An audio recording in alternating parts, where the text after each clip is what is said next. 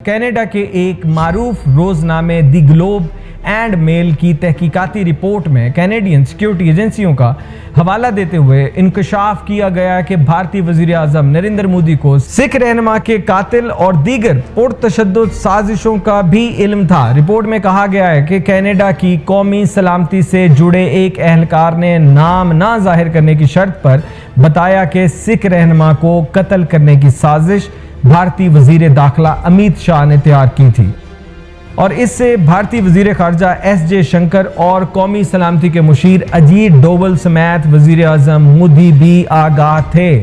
Canadian national security के एहलकार ने इस बात पर भी जोर दिया कि इस साजिश पर भारतीय हुकूमत से आला सतह पर बातचीत भी जरूर हुई होगी। RCMP के कमिश्नर माइक डुहैम ने गुज़िश्ता माह बताया था कि न सिर्फ हरदीप सिंह बल्कि दीगर 3 सिखों के कातिल भी भारत में मौजूद हैं। गुज़िश्ता बरस कनाडा के वजीर आजम जस्टिन ट्रूडो ने एक प्रेस कॉन्फ्रेंस में हरदीप सिंह के कत्ल में भारत के मुलव्वस होने के शवाहिद की बात की थी। मोदी सरकार के सिफारतकार को भी मुल्क बदर कर दिया था, जिसके बाद से दोनों ममालिक के दरमियान तनाव और कशीदगी में रोज बरोज इजाफा होता जा रहा है। आज के लिए इतना ही।